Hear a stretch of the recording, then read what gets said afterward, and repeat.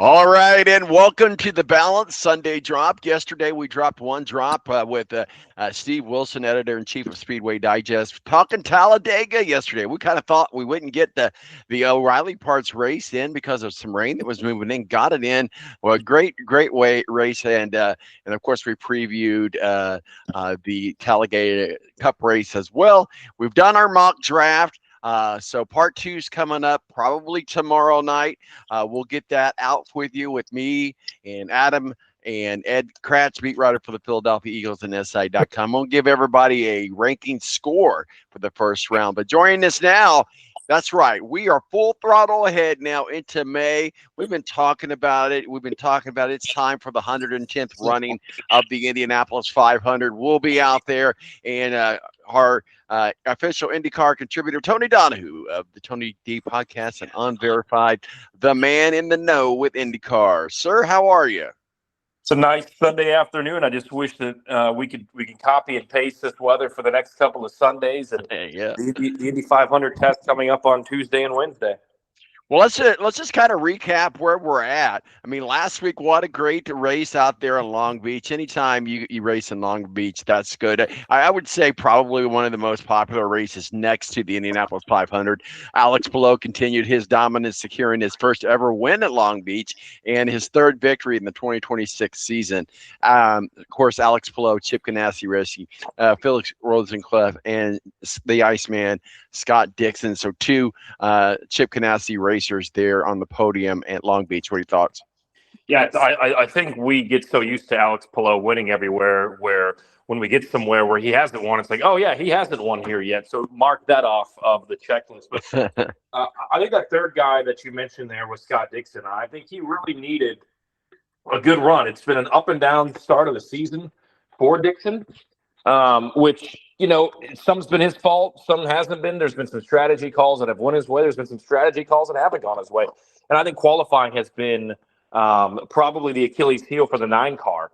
They've moved up through the field in a lot of races. Phoenix comes to mind, St. Pete. But, yeah, I think he really needed that podium. We talk about Scott Dixon and how much longer does he have and when will he hang it up. But he's still recording podiums. But he'll tell you he wants to have race wins. He wants to be up there competing every week with his teammate Alex Palou, who's obviously dominating the entire field, as we know. So I was impressed with Scott Dixon's third place at Long Beach, and I hope that he can kind of take that momentum and move that towards the Indianapolis 500. He's only won once, which, anybody would take that. Anybody would take at least one win. But when you think about Scott Dixon and his rookie year, the Indianapolis 500 was 2002, and he's been so dominant at that race. He's been so well focused, qualifying up front. He's got a couple poles at Indy, but to only have one win, it's like, will he get that second win? Will he get that 7th championship? And the way Alex Palou's been going, he's kind of taking it away from everybody. So, yeah, I thought there was good momentum in the month of March for IndyCar with the 4 races, obviously 2 of them being new. Going to Arlington, running around Jerry's World where the Cowboys play, going to Phoenix, having that doubleheader weekend with NASCAR, I thought was a huge success. The rating for Long Beach last week was over 1 million people, which is kind of where I think IndyCar needs to be as an average, maybe as like the low bar is about 1.2 million. I mean, that race, Thomas, like last Wednesday or last Sunday, that was in prime time. I mean, if you think about 6 o'clock here on the East Coast or the Eastern time zone. So I was happy with that rating, and I think there's a lot of people here in Indy. You've seen it. You drive around, you see the billboards, you see the signs, you see the ads in the grocery stores and at Meijer and Kroger. And, it really starts Tuesday and Wednesday because you have the test, which is 2 full-on practice days. These teams look at these 2 test days as full-on practice days for the month of May. Yeah, you'll have to kind of turn your attention in a couple of weeks to the Indy GP for that 3 or 4 days, but everybody's thinking about the Indianapolis 500, especially when you're there every day, driving under the tunnel, going into the garage area. So these are 2 very important days coming up Tuesday and Wednesday because, as you know, we're going to get a rain out. There's going to be a practice day where we lose the morning or we lose the afternoon due to rain. So with only having, with these 2 days, you then have 4 qualifying week, which that Friday is so focused on qualifying trim. And then Monday and Friday of card bases. You don't have as much track time as a lot of these teams would like. Yeah, absolutely. And we'll get into the test here in just a moment. But, we're looking at Honda really just dominating this year. And we always look at this Honda Chevy matchup when it comes into the month of May. And, Honda has just really just dominated, with drivers swept top four positions: Palou, Rosenqvist, Dixon, Kyle Kirkwood. Honda goes into May with the momentum in the month of May. What can we read into the tea leaves of that? And you're going to have more entries with Chevy. So you have 8 entries that are not full-time competitors. So to get to 33, the 25 regular competitors, then you have the 8 Indianapolis 500 only entries. And if you look at the way that the race has been ran, it seems like you want to have the Honda engine for the long fuel mileage runs. But I think when you look at it, and you look at qualifying for the Indianapolis 500, Honda and Chevy both equally have 14 poles. Honda's won 4 of the last 6 pole positions at the 500, but Chevy's won the last 2. So it's been pretty balanced when it comes to the month of May. Obviously, we had Honda win last year, back-to-back Chevys in 23 and 24. Marcus Ericsson, Elio Castroneves, Takuma Sato won in Hondas 20, 21, and 22. So it's been pretty balanced. I think that it really evens itself out when you get to the month of May. You know what? We're going to get into all the conversations throughout the month of May, each week as we get together. But one of the things that's going to happen, it broke out this week, that's going to happen in 2027. IndyCar to require a charter for non-Indy 500 races beginning in 2027. So, kind of dumb it down for us, for the novice people, if you will. What is this? What does it mean to the teams? IndyCar will no longer accept entries from non-charter teams in races except for the Indianapolis 500, and the series confirmed that on Saturday, I believe it was, is when that news came out. So there'll be 25 full-time IndyCar entries in 2027 before the returns in 27 and 28, with Honda and Chevy each receiving a chartered entry as part of their agreement to re-sign as engine manufacturers. Dumb it down for us here, Tony. Yeah, and look, the top of the food chain of the Ganassi's and the Penske's of the world, they want the charter. They want basically their franchise. You can look at the team, the 3-car, the 2-car, the 12-car, as its own separate franchise, as you would maybe a baseball team, maybe an NBA team. And you want to have value on those. You want to have a value. If you get to the point where you would want to sell, or somebody would come along with interest to say, hey, I want to be a part of this team, or you could buy into our charter, or you could buy our charter. It doesn't change too much as far as what a grid looks like. Look, we've been into 27 cars the last couple of years on the grid, 25, 26. It's kind of fluctuated. You haven't really seen any one-off efforts outside of the Indianapolis 500, so it's really not going to change the car counts. It'll be interesting to see who gets the charters. Obviously, you're going to have 25 full-time entries, and then you're going to have the 26th and the 27th being the factory team. So I think we're going to get a Chevy factory team and a Honda factory team that is probably going to get charters as well.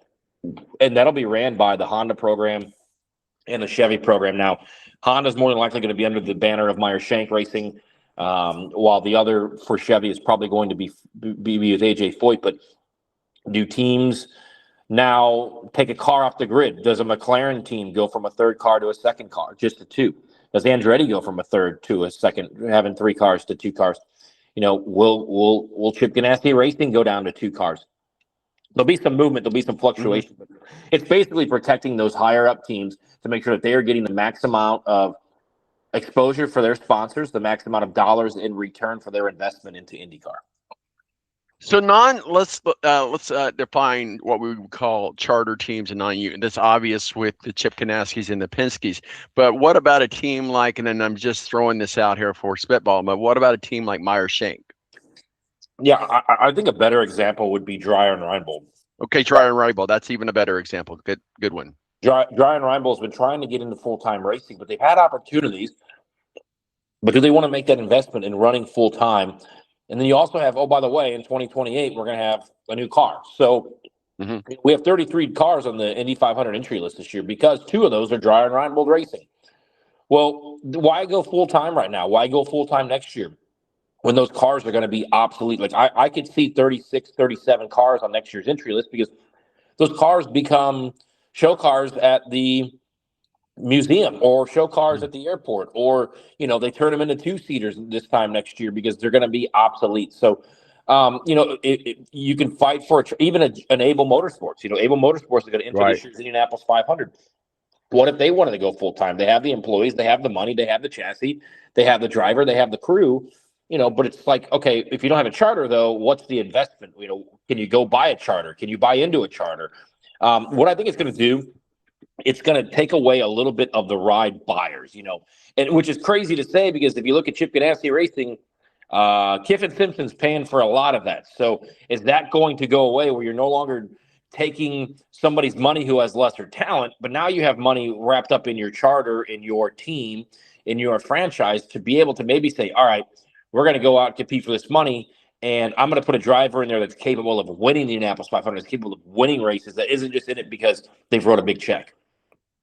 Yeah, absolutely. So it will be interesting to see how that plays out. Let's talk a little bit about the road course. Obviously, that race is coming up on May the 9th, the Grand Prix. Talk with us a little bit about who we're watching. It's always different, obviously, with the road course as opposed to the oval. Big difference in racing, big difference in setup, and certainly drivers to look at are two completely different set of drivers. But I think it's Sancio Grand Prix, and that's obviously in the 14 turn, May 9th, I believe it is. Give us a preview of what's coming up there.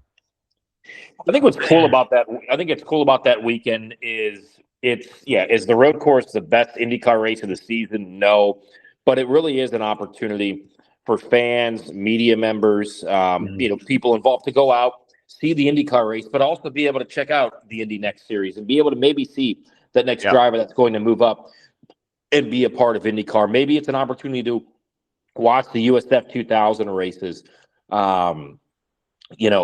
be able to see that next star and find a new driver that they might like who's only 14, 15, 16 years old. So there's a lot of action going on that weekend.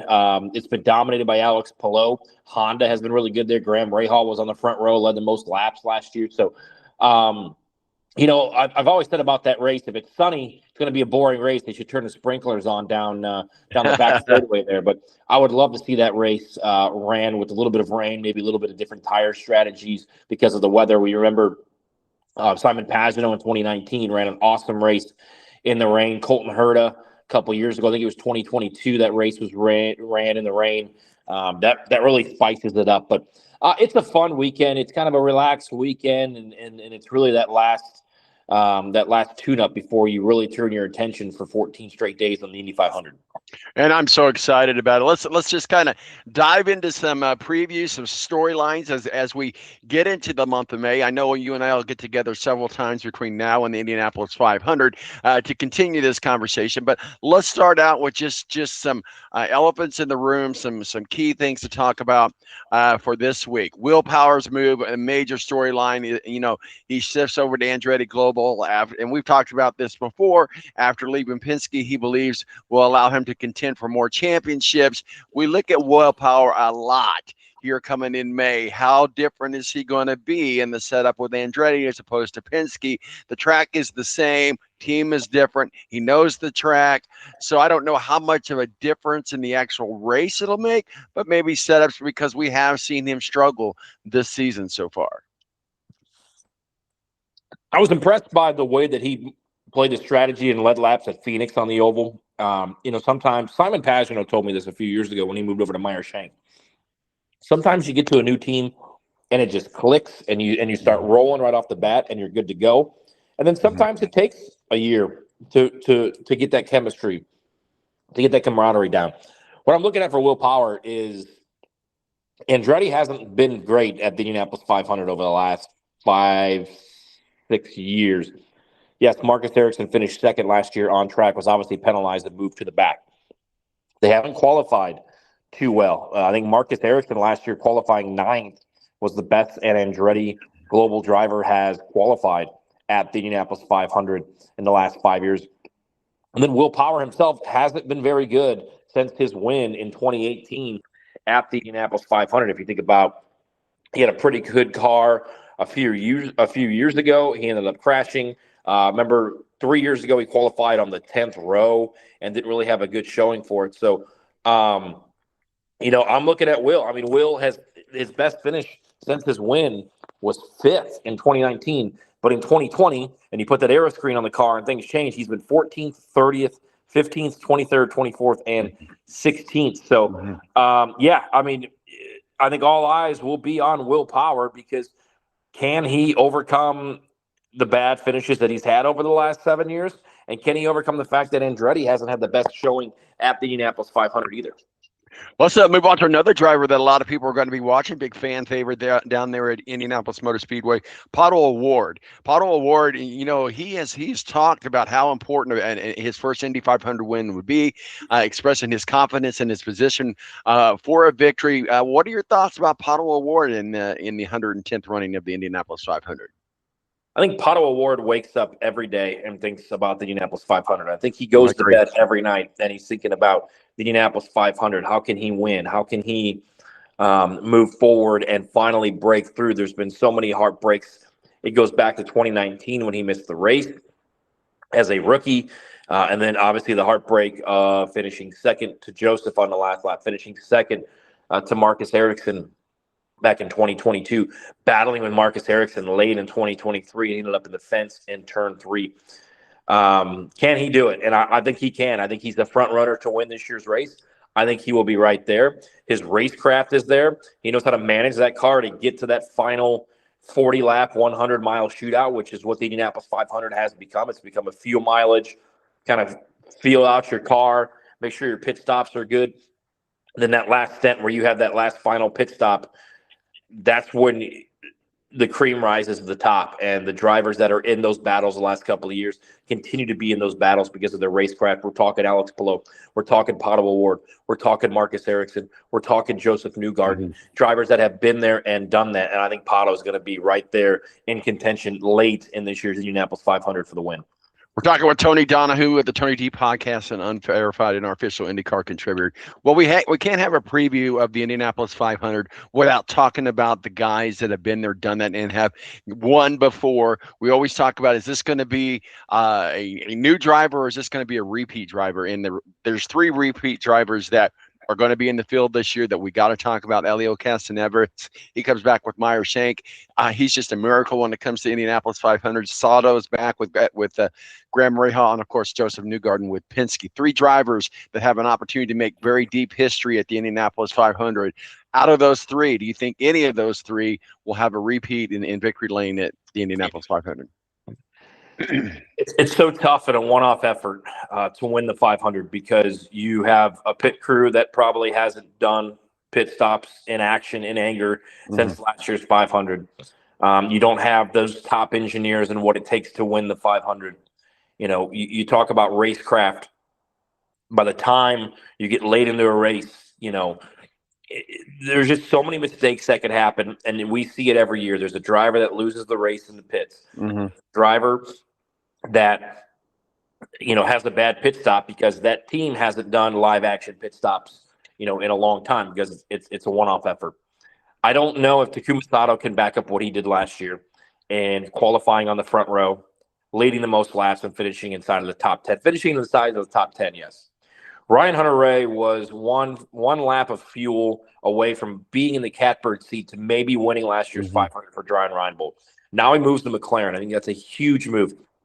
I think that is a car that could be capable of winning it. Kyle Larson was in that car the last 2 years, had speed, just did not have the experience on restarts, did not have the experience on in and out laps in the pits. Obviously wound up having a really bad restart in his rookie year, finished, I think, to that 14th. And then last year had that crash on a restart. Elio Castroneves is interesting, man, because Meyer Shank has not won a race since he won that 2021 Indianapolis 500. He always seems in race trim to be super fast, but his qualifying in the last 3 or 4 years has really, really plagued him from having the opportunity to win the Indianapolis 500. And the last 38 IndyCar races, not just the Indy 500, but including the Indy 500, the last 38 races have been won by a driver starting inside of the top 10.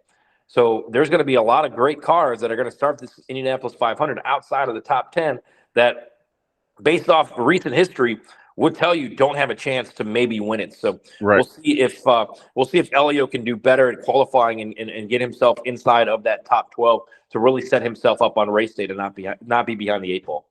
One other driver, Tony, I want to make sure I get in while we got our conversation going on. It's David Malukas. 2 years ago, David Malukas entered the month of May at the Indianapolis Motor Speedway without a ride. He has signed with Arrow McLean ahead of 2024 season to drive the number 6 Chevrolet. Then he had the mountain bike accident, and there was all kinds of issues that happened. Then he returned mid-season with Meyer Shank, and now he's over at Penske. Malukas joined the Penske team this offseason, replacing obviously Will Power, the number 12 team with the Verizon car. But David Malukas, what do we think about him going into the month of May? I love David. I love David as a human. I love David as an IndyCar driver. He is going to be an IndyCar winner. And I'll tell you this, I've made 2 very small bets on the Indianapolis 500 so far, and one has been David Malukas. He finished second last year, third on track, obviously after the penalty for Marcus Ericsson moved him up to second in an A.J. Foyt car. It's the closest an A.J. Foyt car has finished at the Indianapolis 500 since Santino Ferrucci finished fourth in 2022.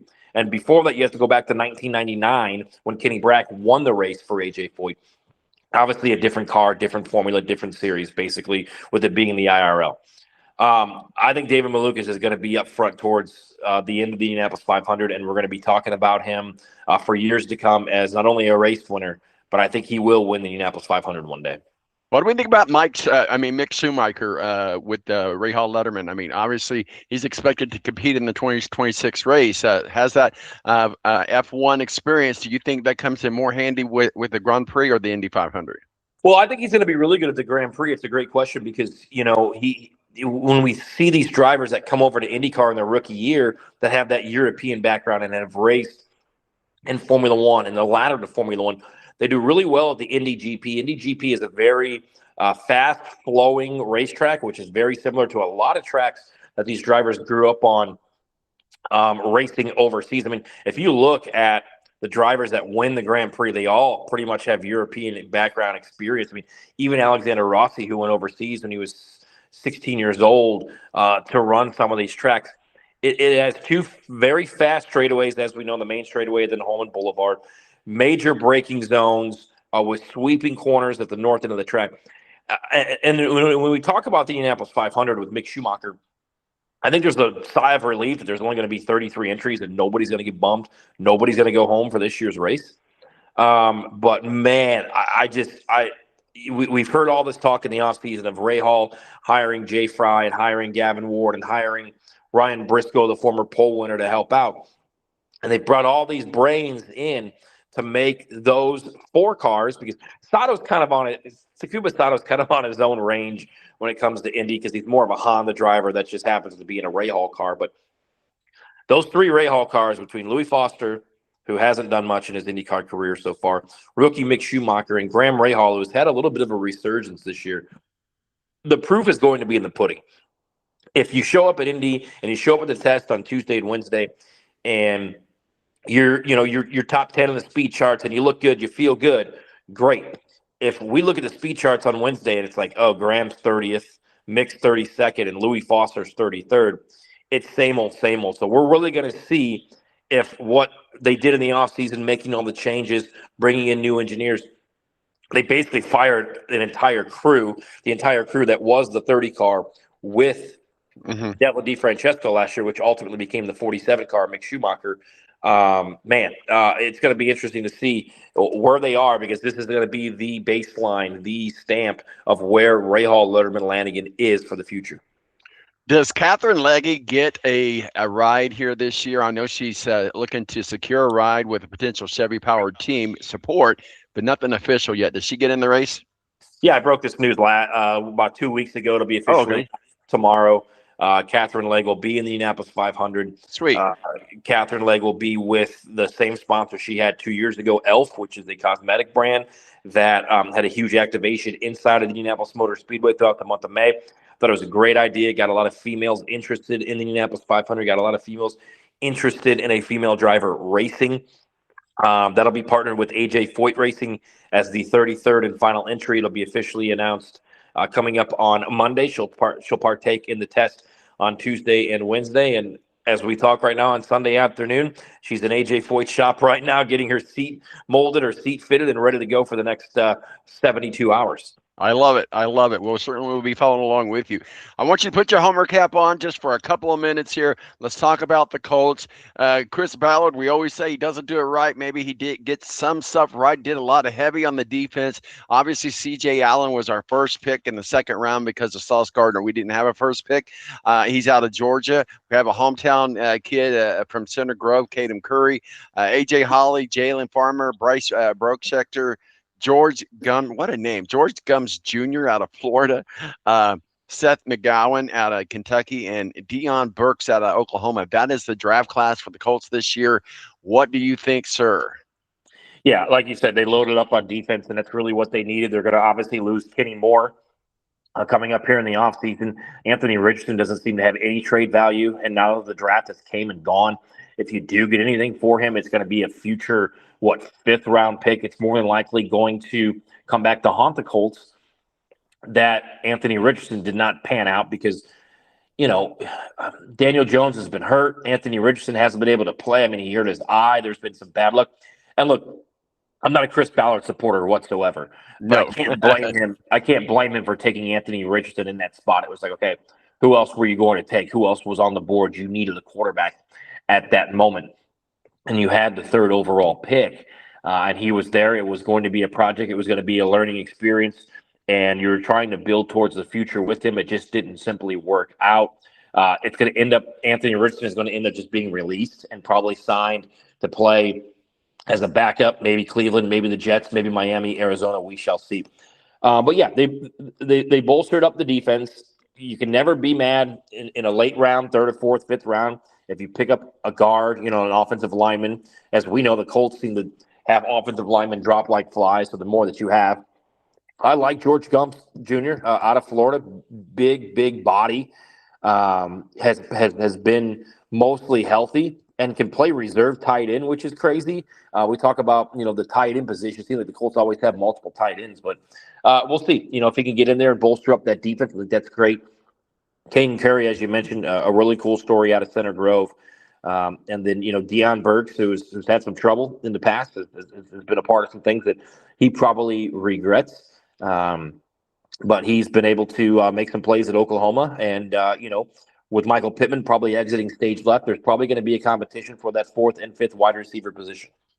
I'll tell you what, how exciting it was. I'm an IU guy, big-time IU guy, national championship. It was great to see fellow Hoosiers getting in the NFL, nothing better than Fernando Mendoza. And IndyCar connection, Kurt Tenney get to drive the pace car. So super exciting about all of that. But what were your thoughts about IU getting represented in the NFL draft? We knew Fernando was going to go number one. Yes. I like the decision to stay with your family and enjoy that moment. I think with this draft, it's just become like more and more just for TV.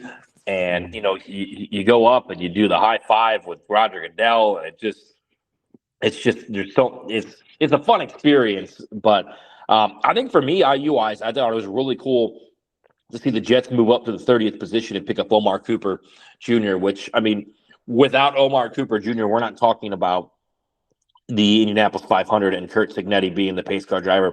We're not talking about a national championship probably. That catch at Penn State was massive. Obviously played very well in the college football playoff. Thought it was cool that the Jets traded into the first round, and Omar Cooper had such a spectacular season for the Indiana Hoosiers, got drafted in that first round to get that guaranteed money. I love it. Tony Donahue of the Tony T podcast. We appreciate you jumping on. Obviously, we're going to be catching up through the month of May and catching up out at the Indianapolis Motor Speedway. So stand by. It's about to get really fast. Tony, any final words of wisdom? What are you guys working on? Where can we find you? Yeah, it'll be a busy week. This is May. We call it like May -1 and May -2, right? Like yes. The calendar says April, but this is May. These two test days are very important. And we'll see what drama IndyCar can chalk up and provide for qualifying weekend now that we won't see a bump. We won't see a driver going home. Jacob Abel, the 32nd entry, was officially announced last week. I had him on my show last Tuesday. Had a really good conversation with him about how he evolved and adapted as not only a driver but a human being after missing last year's Indianapolis 500. And then obviously Catherine Legg, which will be announced on Monday as the 33rd and final entry with AJ Foyt Racing. I love it, Tony. You have yourself a great week, and we'll be in touch soon, sir. Take care. See you, buddy.